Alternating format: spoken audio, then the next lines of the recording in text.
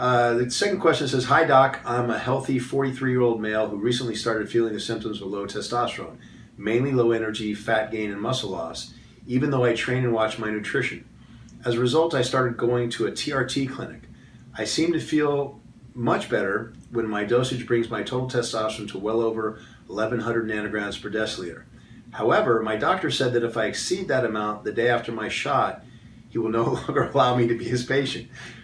Shame on me. All my other labs are normal. CBC, estradiol, hope that's estradiol sensitive, guys. PSA, don't know why we're grabbing a PSA, etc.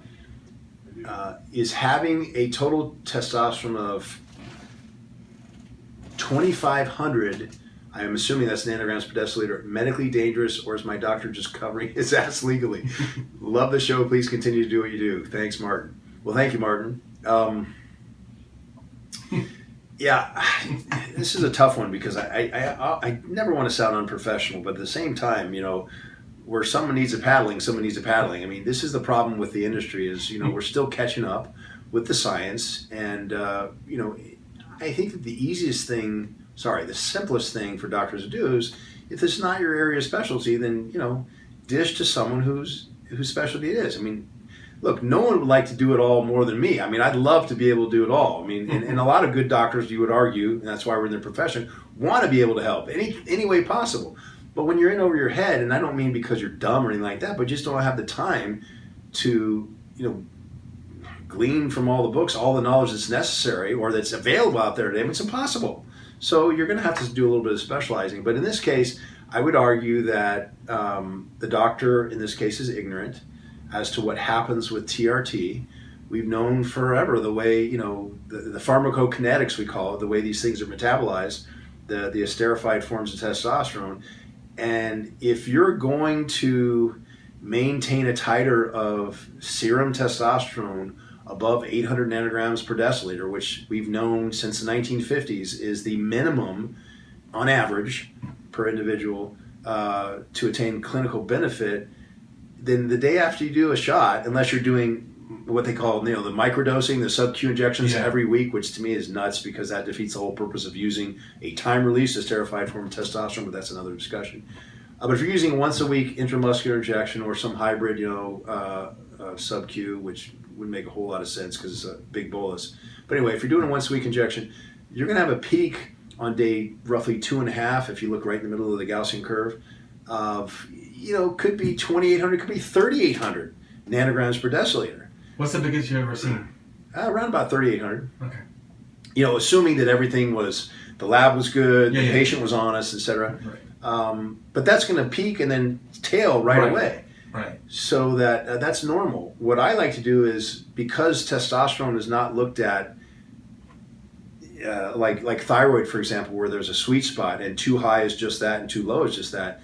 We're looking for a therapeutic minimum, a threshold below which you don't want to travel. I check on the day of the next injection, but before the injection, to see what the trough is. Are we maintaining that level? Now, again, this is all within the understanding that we never want to just chase numbers here. We're using them to help the patient correct his signs and symptoms. So that, again, if the patient feels great and he's down at 600, leave it alone, But it helps us determine if maybe the guy's, I call it an expensive date, he's burning through the testosterone and he's down at, 250 nanograms per deciliter. Okay, well, geez, it's because you're underdosed. But to this guy's question, you got to find another doctor. I mean, as simple as that. I don't know if it's as easy to do as that, but that's simple because that just doesn't make sense. Also, to answer the question, 2,500, not medically dangerous. We already mentioned others. And there are some studies, and it's not like we go around studying this here in any country because it's not part of mainstream medicine. Although, it's with health optimization, we're looking into more and more studies that go outside the norm, so to speak, into what would be considered supraphysiologic dosages and levels. But there are studies showing that 600 milligrams of testosterone cypionate, which is 3 times the typical replacement dose on a weekly basis, is in many ways better for you as long as you control the metabolites, meaning the dihydrotestosterone, the estrogens, any other steroids that could affect you negatively in terms of health. You could be better off. Now, I don't think the AMA is going to sign off on that in our lifetime, and I don't prescribe anything like that because typically you don't need that. I mean, better. What does that mean? This much better or this much better? Right. When patients go from here to here, they're happy, and 1 cc a week roughly tends to do that of 200 milligrams of cypionate or enanthate, okay, per ml. To go from there to there, okay, well, I don't think it's worth pushing the edge of the envelope. I mean, do you? And all the Depends who you ask. Right. Well, true. I mean, I'm talking about your standard Yeah. lady or gentleman who just wants to feel better and isn't in the top percent of a percent that's looking to win a medal or something or be the best at something athletically. But anyway, you get my point. And chasing all those metabolites with more and more things, supplements, drugs, is probably not worth it either, except in those rare circumstances. So I just want to make sure we get this guy answered, Martin, as best we can. I don't know what else to tell you, except I wouldn't have a problem with it. As a matter of fact, I would be wondering what's going on if those weren't the levels I was seeing on day 1, 2, 3, at least. That's probably pretty much standard on your way up after your injection to, again, eventually maybe 2,800 on average. Is there a level that would be considered by modern medicine to be toxic or? I haven't seen the literature. I haven't looked for it because I've seen some pretty outrageous things that can kill people. Well, come on, the bodybuilders I get to see in this profession. Give me some numbers here. You know what? Not names, but numbers. No. I think probably in the mid 4,000s I've seen before, but that doesn't mean anything because what most of the laboratories do now is they'll stop counting and they'll say greater than 1,500. We're not counting any higher than that. Oh, really? Okay. So that's been for a good number of years now, probably 15 years, maybe 12 to 15 years.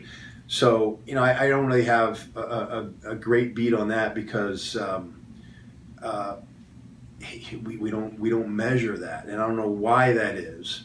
But the same thing happens with free testosterone. A lot of labs will say greater than or equal to 50 picograms per milliliter, and that's that. So we're not counting beyond that. I see. So I can't give you a great answer. But again, I've never heard any LD50 for testosterone.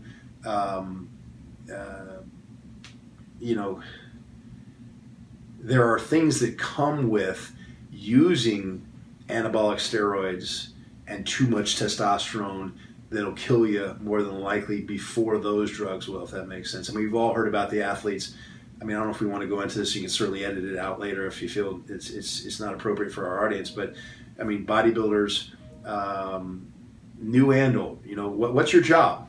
Go to the gym, work out hard, eat a lot, sleep or rest a lot. Okay. Maybe have another workout and a lot more eating and resting. There's a lot of idle time. And what do they say? An idle mind is devil's playground. Yeah. I've heard some really terrible stories about recreational drug use and other things that are added to that regimen that'll kill you long before that. They don't talk about that though when someone dies though in the bodybuilding community. Really? They don't. Well, then maybe we do want to keep this in. They're just like, oh, he was in his 40s, what's going on, and blame the sport. But really, you don't know all the other stuff they were doing on the side. It's Well, and there's also stupidity. I mean, I will never name names, right? But I had a bodybuilder early in my career who went from like 225 at his contest day to about 280 or 285. I don't remember which. In about 3 days, and he called me from a hospital in Mexico. Jeez. Think about what you have to do to put on that much weight. That's. I didn't verify it. Wow. So within 3 days, this is what he's self-reporting. But that's a phenomenal amount of weight gain and incredibly deleterious to your health. I mean, heart, kidneys. I mean, you name it, you're in trouble. Did he survive? He did. Oh, good. But as soon as I could get him another physician, I did, because that's just a matter of stupidity. Yeah. I mean, and I don't mean to be mean, but come on. That's crazy. Yeah, I mean, you gotta know better than that. I mean, I'm sorry, I don't know how else to put it. But those things, is that really directly the anabolic steroid and the testosterone killed you, or is that just aspirin can kill you if you misuse it. That's right. So I don't count that. Yeah. Very cool. All right, thanks, Doc.